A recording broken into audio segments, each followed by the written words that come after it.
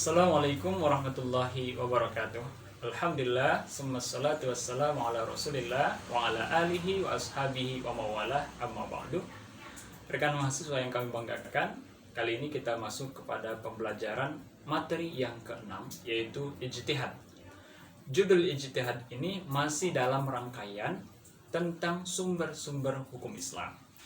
Kemarin kita sudah mempelajari bahwa sumber-sumber hukum Islam itu ada tiga, yaitu Al-Quran, hadis, dan ijtihad.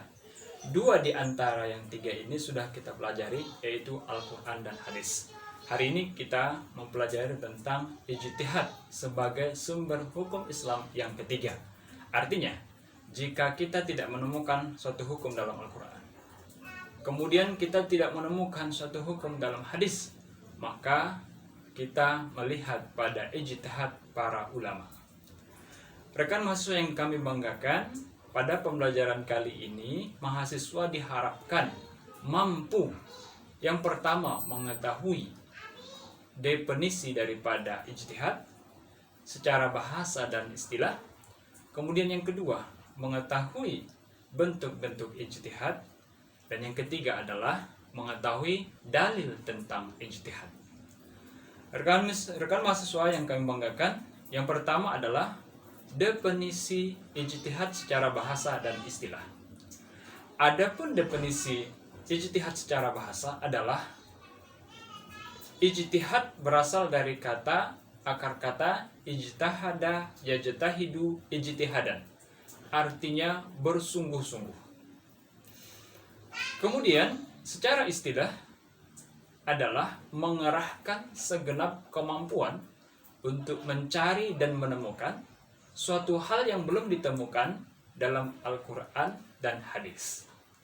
Maka orang yang mencari, menemukan suatu hukum yang belum ada dalam Al-Quran dan hadis, itu disebut dengan mujtahid. Orangnya disebut dengan mujtahid, yang pekerjaannya disebut dengan ijtihad. Rekan mahasiswa yang kami banggakan, kemudian yang kedua adalah bentuk-bentuk ijtihad. Adapun bentuk-bentuk ijtihad itu diantaranya adalah ijma', qiyas, maslahah mursalah, dan yang lainnya. Adapun yang dimaksud dengan ijma' adalah kesepakatan para ulama ataupun para ahli fikih tentang suatu hukum setelah wafatnya Rasulullah Sallallahu Alaihi Wasallam. Seperti misalnya pada masa Umar bin Khattab radhiyallahu anhu, para sahabat sepakat untuk hukuman bagi orang yang selalu minum keras adalah 80 kali cambuk. Dicambuk sebanyak 80 kali. Itu kesepakatan para sahabat. Setelah wafatnya Rasulullah SAW, maka itu disebut dengan ijma'. Kemudian perkumpulan-perkumpulan ulama untuk menentukan suatu hukum, mencari suatu hukum, status hukum, maka itu sudah juga disebut dengan ijma' para ulama, kesepakatan para ulama. Kemudian ada yang disebut dengan qiyas.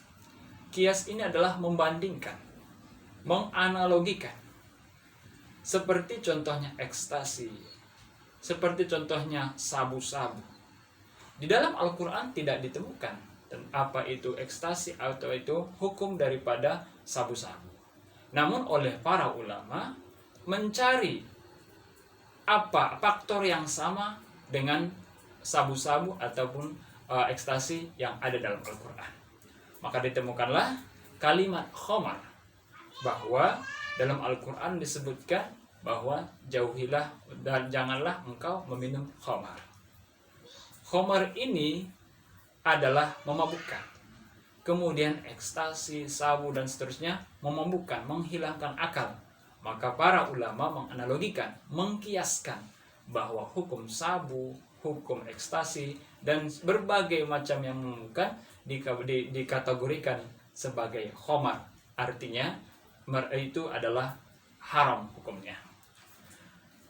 Dan begitu juga yang lainnya, masih banyak jenisnya seperti yang kami sebutkan tadi. Bisa Anda baca di modul kita pada pembelajaran yang keenam, yaitu tentang ijtihad.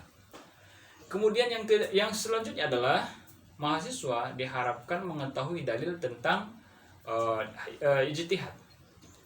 Dalam Al-Quran surah An-Nisa disebutkan, A'udzubillahi minasyaitonirrajim, ya ayyuhalladzina amanu atiiullah wa atiiur rasul wa ulil amri minkum. Hai orang-orang yang beriman, taatilah Allah dan taatilah Rasul. Wa ulil amri minkum, dan ulil amri di antara kamu. Imam Al-Alusi dalam tafsirnya Ruhul Ma'ani, beliau menyebutkan bahwa ulil amri di situ adalah dua makna. Yang pertama adalah umara al-muslimun, yaitu pemimpin-pemimpin kaum muslimin. Itulah yang dimaksud dengan ulil amri. Makna yang kedua menurut Imam Al-Alusi adalah yaitu mujtahid, orang yang berijtihad, cendekiawan, orang yang ahli ilmu, ahlul ilmi, itu disebut dengan ulil amri. Maka dalam ayat tersebut jelas bahwa apabila kamu adalah orang beriman, taatilah Allah, taatilah Rasulmu, dan ulil amri di antara kamu. Kemudian dalam satu hadis dikatakan bahwa idza hakamal hakimu fajtahada summa asaba falahu ajrani.